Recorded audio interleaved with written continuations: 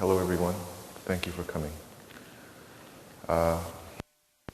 For those of you who are here for the first time, this is a traditional Korean Buddhist Dharma assembly.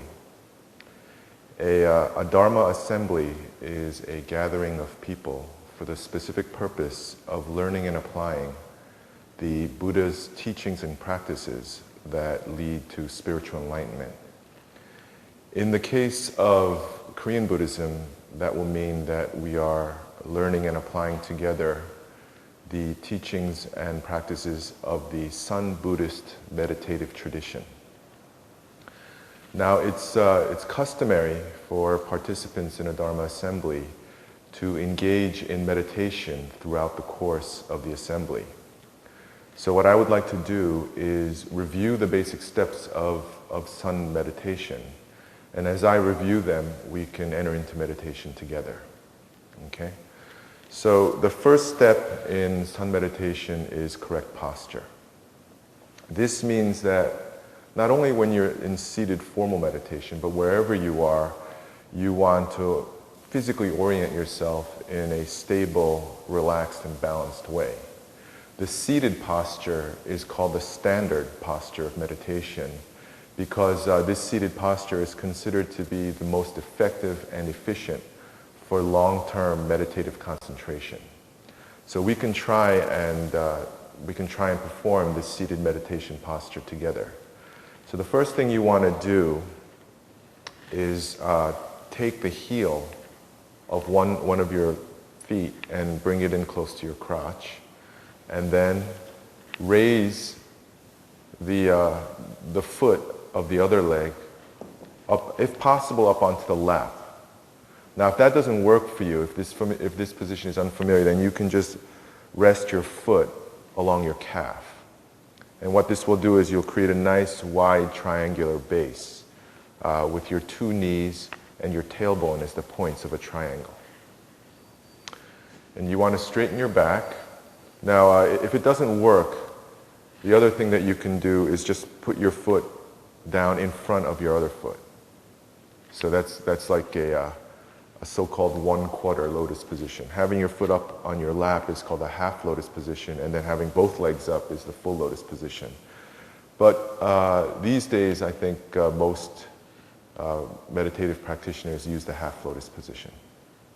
So now what you want to do is straighten your spine and tuck in your chin slightly so that if you look straight ahead, your gaze will fall on the floor about 3 meters or 10 feet in front of you. You want to position your hands in the following way. I'm going to have to put down the microphone. Take your right hand, put it so that the edge of your hand is against your abdomen, resting on the top foot. Take the left hand and just pile it right on top. And then have your thumbs meet in a nice rainbow arc, like this. This is the standard hand position. Your nose should be directly above your navel. And when you tuck in your chin, your ears will line up above your shoulders above your hips, so that you're nice and square and straight.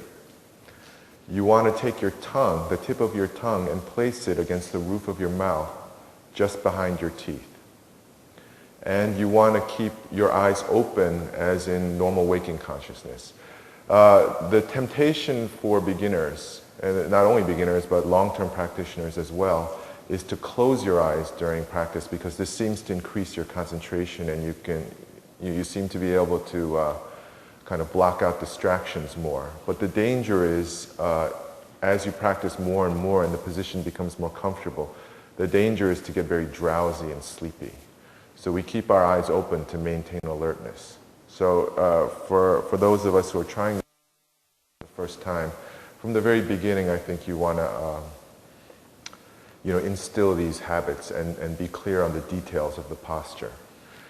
The other thing is the tongue. Curling your tongue up against the roof of your mouth may feel a little strange and unfamiliar at the beginning, but this again, I would ask you to not forget to do this, because in the course of your practice, this posture, as simple as it seems, reveals quite a bit about the workings of our bodies and our minds. And through practice, you'll find that by placing your tongue like that against the roof of the mouth, you experience what feels like you're completing a circuit of energy within your body, as if energy is circulating in a loop around your body.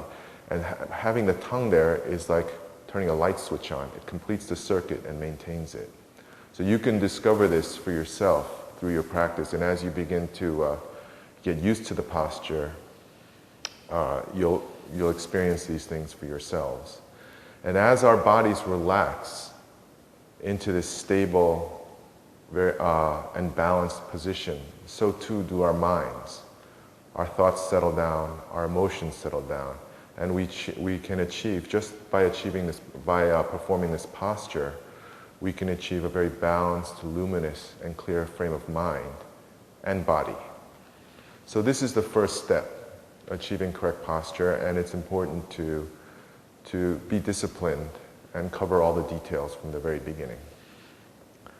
The next step is correct breathing.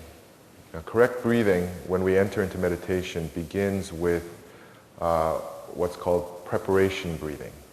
And what we do in preparation breathing is we're going to inhale deeply and sharply through our nose and completely fill our chest. Hold until it becomes slightly uncomfortable, and then exhale completely and thoroughly through your mouth. And we're going to do that 3 times. Okay, we can try that together. So inhale, hold, and then exhale.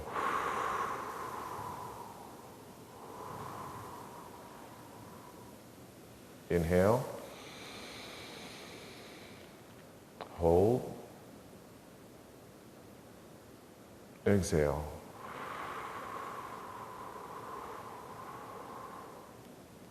One more time, inhale, hold, and then exhale.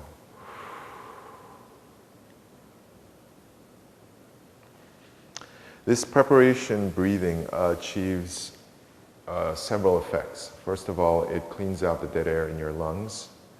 It also activates, sort of reboots your nervous system so that you achieve a natural state of alertness. And the third thing that it does is it takes your attention away from whatever distracting thoughts and emotions you may have been involved in and brings you back to inhabit your body fully in the here and now. So this preparation breathing, as simple as it seems, is something that we can use in our daily lives, especially because it is so simple. And the time to use it is when we get upset by something or stymied. Then what you do is not just 3 breaths, but you just keep breathing in deeply and then exhaling out through the mouth thoroughly until the emotion passes. This is a way to get through these disorienting waves of emotions that can cause us so much trouble. So this is the first point of advice that's given within our meditation center, that when you get upset, when you're troubled, when you're frustrated by something, go to your breathing. Don't wrestle with your thoughts and emotions directly. So that's preparation breathing. And now that we've achieved a certain level of clarity and balance through this posture and preparation breathing, we can engage the formal breathing technique of sun meditation. And in English, this is often referred to as abdominal breathing and also belly breathing. And what we'll be doing is we'll be breathing very naturally, very softly, and very gently, as if we're breathing with our bellies, as if the air is going way down into our gut. And the way to do that is as follows. Just inhale as you normally do through your nose, and as you inhale, just push out your lower belly slightly. You don't have to push it out all the way. You don't have to go to full expansion, just to the point where it feels comfortable. So usually it's recommended, say 70 to 80% of completely full belly. So you inhale through all breathing in abdominal breathing is through the nose. So you inhale through the nose, inflate your lower belly, and then you'll pause for about 3 seconds. And then after 3 seconds, you'll exhale through the nose again. And as you exhale, draw in your lower belly toward your spine, as if you're pushing air out of your belly. Now obviously, biologically, the air is not actually entering your lower belly, but the idea is to create the sensation that it is. Now, as a point of reference, it's said within the tradition that your inhalation should take about 3 seconds, the pause should be about 3 seconds, and then the exhalation should be slightly longer, 3 to 4 seconds. But that's just a point of reference, and what you want to be doing is breathing to the rate that feels comfortable and natural to your body. So if you have a naturally slow, long breathing cycle, then it's okay to go longer. But if you have a naturally short one, then match it to your needs. You don't want to get out of breath as you do this abdominal breathing. So we can try this together now. So just as we normally do, straighten up into the posture, and then breathe in, and as you breathe in, push out your lower belly a little. Then pause, and then breathe out through your nose and draw in your lower belly.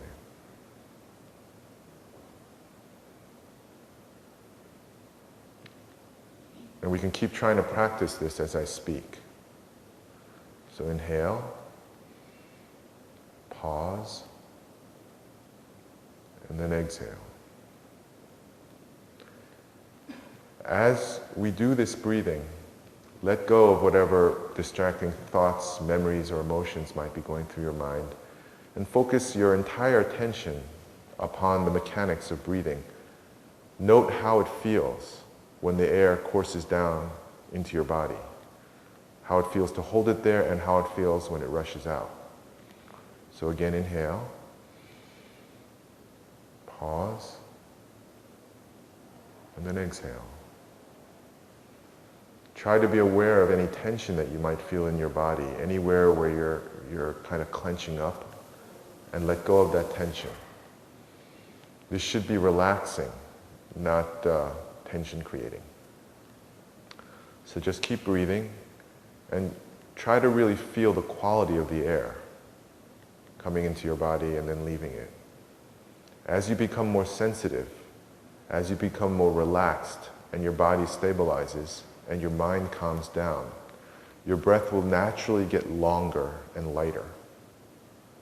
And you'll begin to feel the air more completely. Almost, it will feel refreshing and vitalizing, almost like a stream of water coming into our bodies. And as you advance more in the course of your breathing, you may feel that you're breathing with the entire surface of your skin, with your entire body. So this breathing will lead us through levels and layers of experience. It won't stay all the same all the way through. It's a path of training in and of itself. So again, breathe, and just keep breathing like this.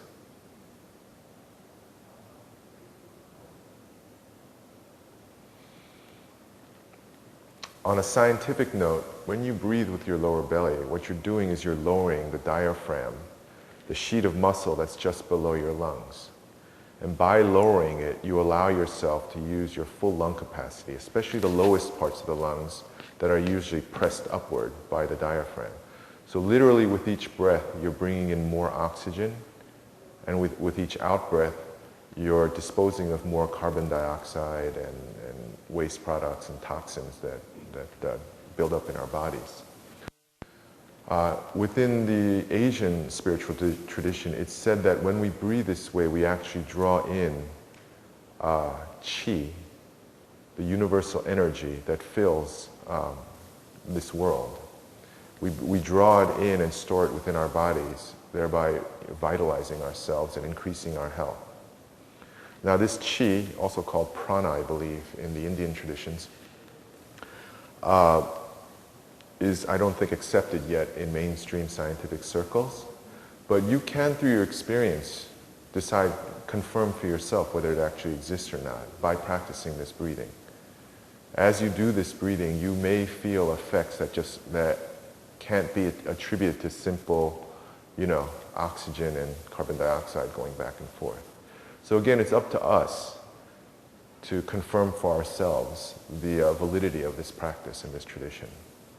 Sun Buddhism is known as the tradition of application, of confirming through direct experience. So come back to our breathing. Just inhale, pause, and then exhale. And now we move to the third step in meditation, which is thought, correct thought. Now what we'll be thinking about during the course of meditation is called in Korean a hwadu, or a kongan. And that is a special kind of question that we ask ourselves. In this case, the question is this. What is this? And what we mean by that question is, what is this thing that occupies my body, that feels my sensations, experiences my emotions, and generates my thoughts? Where is that coming from? What is it? When I'm sad, what feels the sadness? When I'm excited, what feels the excitement? When I'm happy, what feels the joy? When I'm angry, what feels and generates the anger? When I'm having thoughts and memories, what is it that's thinking and remembering? When I make decisions, where is that intention coming from? This is what we're going to be asking ourselves. And the way to do that, this is what it means when we say this, what is this?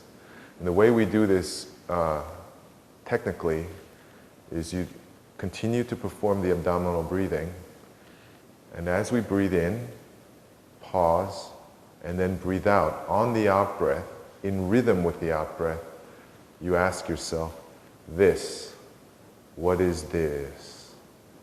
So we can try this together out loud. So breathe in, pause, and then on the out-breath together, this, what is this? Feel as if the question is one with your out-breath, as if it's emerging from the pit of your belly. Again, inhale, pause, and then on the exhale, this, what is this? Now this question is not an endless, mindless repetition. What you're trying to do is feel the urgency of the question. And that is called, in the Korean Buddhist tradition, a state of doubt. Not doubt as in skepticism, as in questioning whether something is true or not. More like the kind of doubt you feel when you lose something. You misplace your wallet or your keys and you're trying to remember where it is. So, where did I leave my keys? With that same mental mindset, we'll be asking ourselves with sincerity and urgency, what is this? What am I? What am I really? Am I just a body? Am I just a brain? Or is there something else within me? We're going to be asking, what is the thing that's asking, what is this? And within the tradition, it's that if you continue to ask yourself this question over and over, and thereby continue to raise and maintain this state of doubt, then this doubt will increase. And you'll feel it. You'll feel it physically and tangibly within your own bodies. And as it grows and grows through repeated meditative practice, it will seem to fill our bodies and our waking hours. And if we continue on from there, it'll eventually get to the point where it even fills our sleep. It appears in our dreams. And if we continue from there, according to the tradition, they say that the doubt will fill the entire universe. And when the doubt has grown so large, so expansive that there's no more room for it to grow more, then it erupts. It breaks open in the experience and event that we call enlightenment. So this is sort of the pathway that's marked out by the Sun Buddhist tradition. And it's noted for its simplicity. You're going to be doing, it's not like you keep changing your meditative routine. You'll be doing this one thing all the way to the end. So we can continue to do that here as we proceed along this Dharma assembly. So again, breathe in, pause, breathe out. And I would ask you to continue to perform this meditation. And while we continue to perform this meditation, I would like to tell you a story today. And this story is the origin of Sun Buddhism. So, once upon a time, about 2,500 years ago, in northern India, the Buddha stood on a mountain called Vulture Peak. And a multitude of billions of living beings had gathered to hear him speak. And according to the tradition, this crowd contained a great diversity of beings, including not only just human beings, but heavenly gods and devas, which are spiritual beings somewhat similar to the demigods and angels of Western religious traditions. And in addition to those celestial beings, there were also animals and even ghosts, the spirits of the dead. And so they had gathered to speak. And now it's said within the tradition that when the Buddha speaks, everyone in his proximity hears exactly what they need to hear to gain enlightenment. So the Buddha is said to possess this ability to speak to and for the infinitely diverse dispositions and capabilities and circumstances of all living beings. And this ability is called in Korean wonum, which means the perfect voice or the perfect sound. But on this occasion, the Buddha did not speak. And as the crowd waited for him to speak, Brahma, the emperor of one of the heavenly realms that are described in India's religious traditions, Brahma descended from the sky, knelt in front of the Buddha, and offered the Buddha a single lotus flower. So the Buddha received the lotus flower and raised it in front of the crowd and held it up for them to see. And the crowd stared at him in quiet bewilderment. They didn't know what he was doing. And as they stared, the Buddha's eldest disciple, Mahakashyapa, who was sitting in the back, smiled.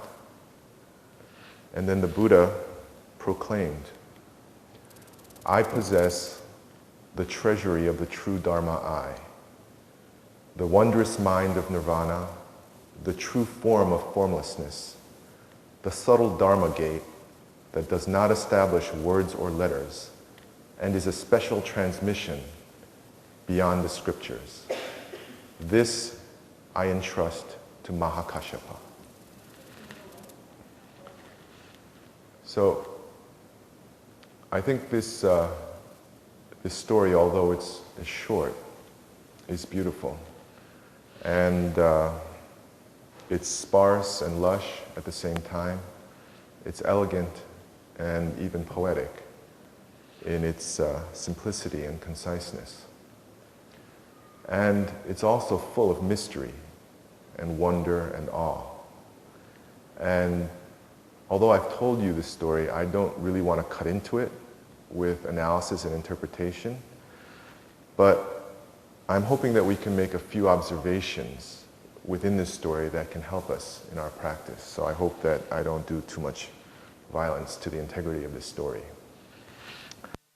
Western Buddhists call this story the flower sermon.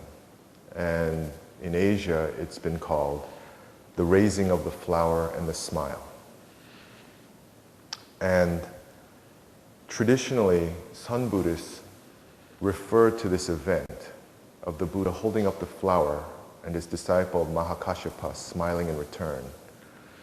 They refer to this event as an instance, the first instance of what they call mind-to-mind transmission.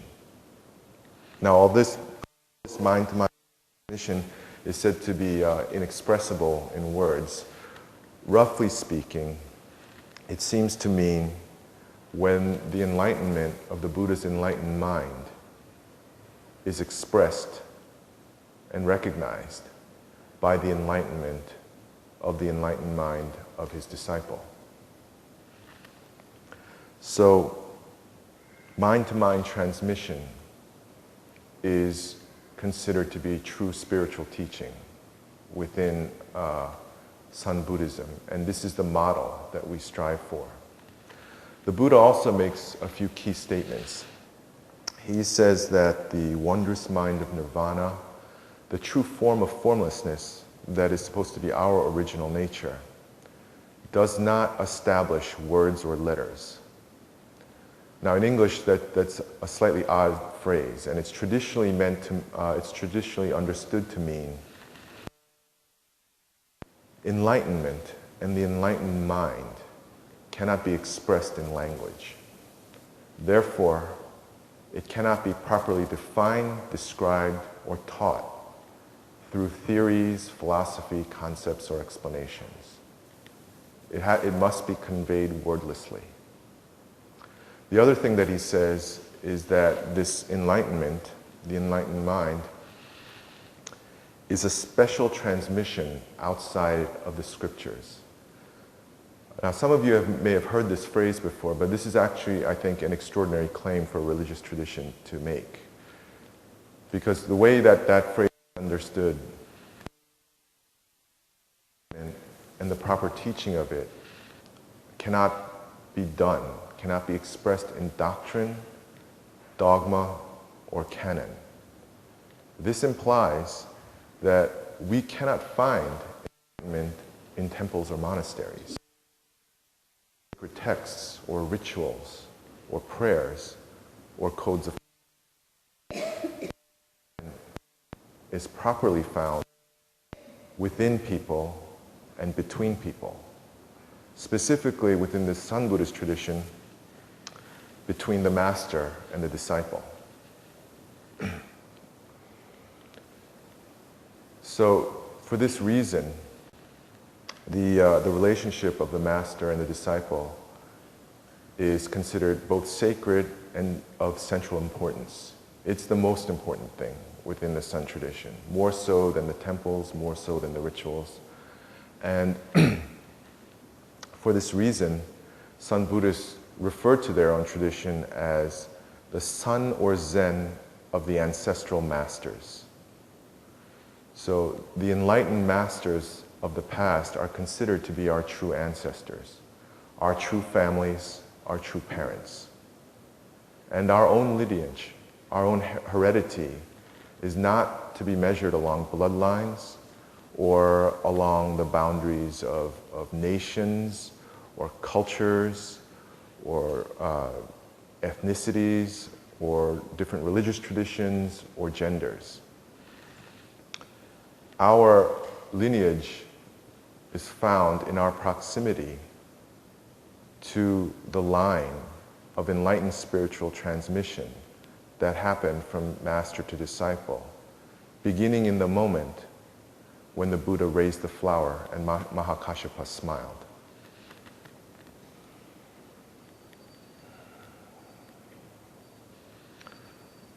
So, Bodhidharma, the South Indian Buddhist master who I believe lived in the 6th century, who crossed into China and is said to have founded the Chan or Sun tradition in China.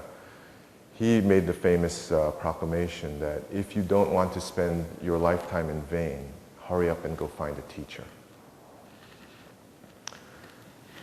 So we would ask ourselves now, is this a true story? And some Buddhist scholars have noted that this story, the Flower Sermon, does not appear in Buddhist literature until the 11th century, about 1,500 years after the Buddha's time. So they suggest that maybe these, the early Chan Buddhists just made the story up. And they may have a point. From the perspective of our personal spiritual practice, the question of historical validity is considered to be beside the point. If you engage in this practice under a master, see for yourself that the story is true. Sometime in the past, an enlightened master guided his or her disciple to enlightenment and thereby transmitted to that disciple the spiritual teachings and practices of enlightenment. And the story didn't just happen once. It happened literally hundreds and thousands of times between the masters and disciples in India, then in China, then in Korea, and then in Japan. And the story is not just a story of the past. The story is happening now, wherever there are enlightened masters training disciples who have been lucky enough to find those masters. It can also be a story of the future, that enlightened masters and their disciples may begin to rise up outside of Asia, everywhere in the world. That's the hope of many of the prominent monks in Korea today.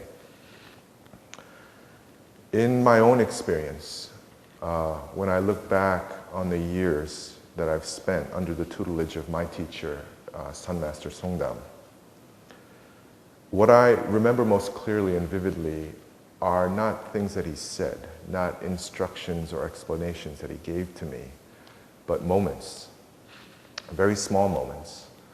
A look in his eyes, the brightness of his skin, the way he smiles, or the smallest gestures, the way that he pulls tissue from a tissue box.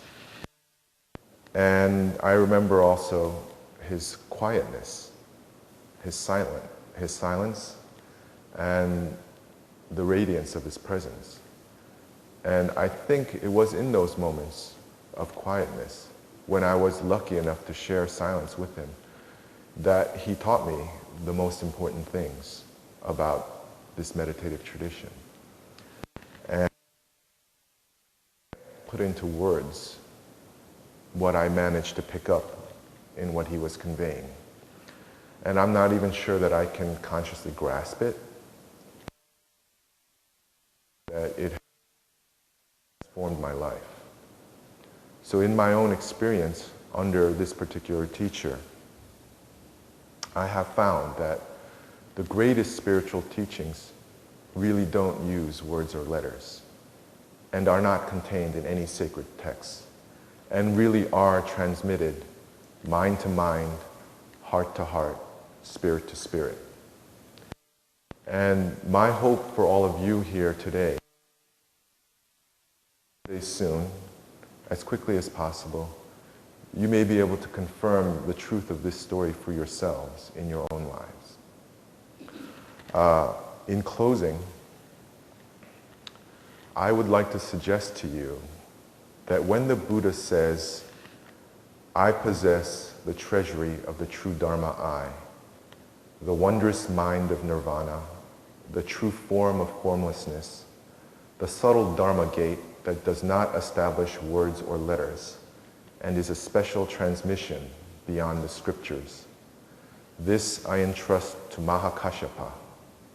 When he says this, maybe he's also saying, "This I entrust to you, to us." Okay. Thank you for listening. May we all attain enlightenment.